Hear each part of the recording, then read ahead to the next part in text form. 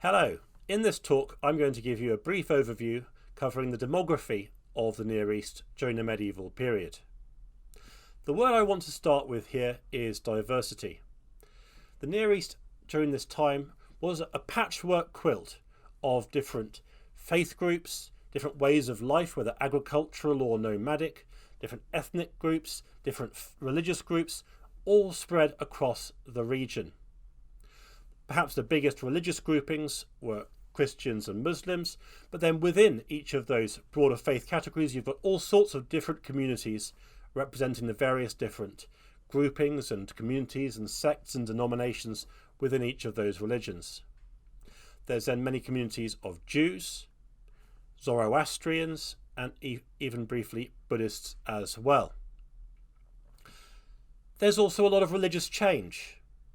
So to take, say, the late 11th to mid 12th century, during this time there is a substantial expansion of the Nizaris, which is a community within Shia Islam which grew substantially in northern Syria but also in the Damascus region as well. It's also during this time that Sufi Islam became increasingly prominent, and you have the rise of movements as well, such as the Dervishes. In terms of distribution, faith communities tend to cluster in specific regions, and so, for example, the Maronite Christians were typically located in the Lebanese mountain region. In Silesia, there's a very large Armenian population during this era. Damascus is well known to have a very substantial Sunni Muslim community. The Alawites were well known to live in the mountainous region near Latakia in northern Syria. The Druze in what's today be southern Lebanon, as well as many other groups as well. All of which builds into this idea of a real sort of patchwork quilt of different groups across the entire area. There's also a lot of population movement, and these could take place on both a small and a large scale. To take two of the really big population movements, from the 1070s onwards, there was an increasing movement of Turkish groups and communities into northern Syria following the Seljuk conquest of that region, and in time they would come to form a substantial part of the population, while Turkmen groups, which are essentially Turks who have maintained a nomadic way of life, came to control large areas of the grazing, particularly in northern Syria and in sort of southern Anatolia, that sort of southern modern day Turkey.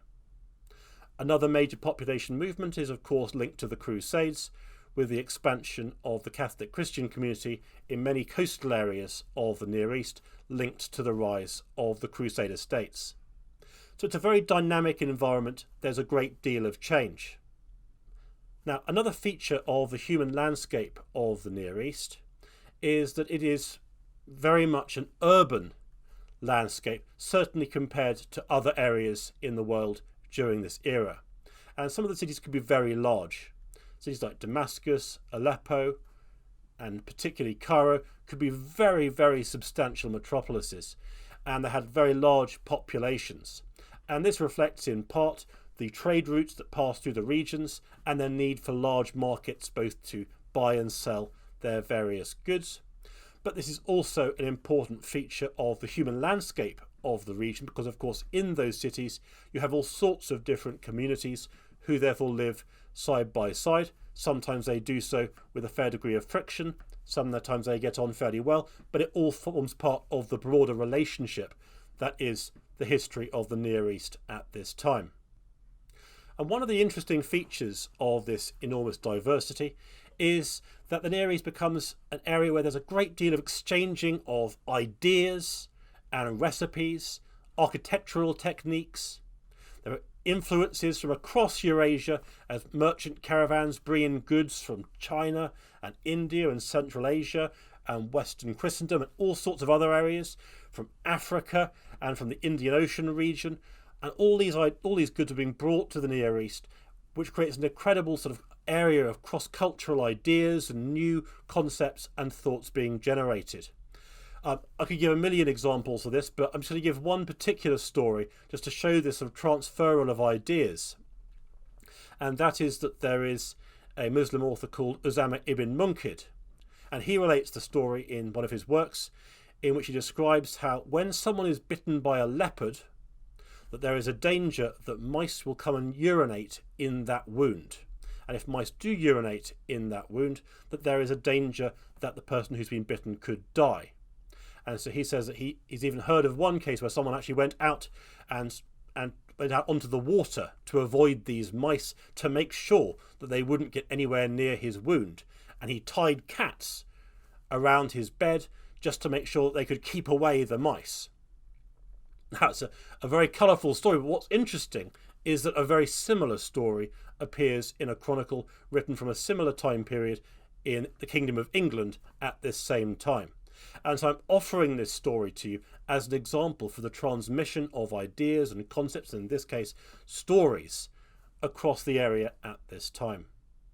Another manifestation of this is in the building techniques, the architecture of the region. Because the Near East has many distinctive types of architecture, whether that's Armenian or Western European or Islamic in its various different forms, among others. Now, what's interesting is that many of the religious buildings and castles and fortifications and domestic buildings built during this era show the influence of different cultures from the region. And so where some Crusader castles include some elements that are more familiar to Islamic architecture, some Muslim religious buildings include some elements that are from Frankish buildings, to name but a few. And one of the interesting ways of looking at this is that, particularly for buildings constructed in the Crusader states, they often have mason's marks. Now, mason's marks basically go back to the construction phase of these buildings, where each mason, working on the major building blocks, the stone blocks for their church or castle or whatever they're constructing, will put a mark on that stone, which is their distinctive mark. And that means that when it comes to being paid, they can say, I have made the following number of blocks, and you can see my mark on each of them. Now, what's interesting is that many of the blocks that have been found include mason's marks which are distinctively from a range of different alphabets, which implies the presence of a cross-cultural workforce. And so when we imagine buildings across the region being constructed, we should probably imagine workers from all sorts of different regions clustering to the building site in search of work, and then offering their own influences, their own distinctive ideas and techniques in the construction of that building, all of which goes into this much broader cross-cultural milieu. But there are other dimensions to this as well. The Near East is also an enormously old region, with human civilizations going back thousands of years. And so when we imagine the various societies and civilizations of the Near East during the medieval period, whether that's the Ayyubid Empire founded by Saladin, the Anatolian Seljuks, the Crusader states, Cilician Armenia, or any of the other regions, we should imagine them living and conducting their way of life amidst the ruins of much older civilizations, whether that's from the Roman Empire or all the way back to earlier civilizations thousands of years previously. And it's notable that when many of the architects planned their buildings in this period, they actually constructed many of their buildings using stones from ancient buildings. And so, for example, one of the key towns and fortifications on the borders of Damascus was the town of Baalbek. Now, Baalbek includes a huge Roman site, famously including the massive temple of Bacchus, and this site became a major fortress, because if you have very substantial walls and a defensible site, why wouldn't you use that site and enhance it and use it for your own purposes? Likewise, in many Crusader castles, there are classical pillars that have been used as part of the walls. Again, I suppose the principle here would be, why create new ashlar blocks with which to build your walls if you can simply use blocks that are already lying around ready for you to use? And so classical building materials get used to make medieval buildings, which forms part of the fascinating landscape of this region. Historic influences are present in many other ways as well. Of course, the early traditions of many of the religions of the Near East find their roots in the Holy Land region, and so they too have specific buildings and areas associated with those traditions.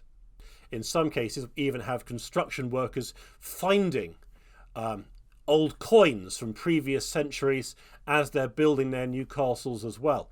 And so all of this is to build sort of a broader panorama. We should imagine these civilizations interacting, living their lives, but they're doing so amidst the backdrop of Iron Age, Bronze Age, classical civilizations, cities and fortifications, many of which they're prepared to make use of themselves.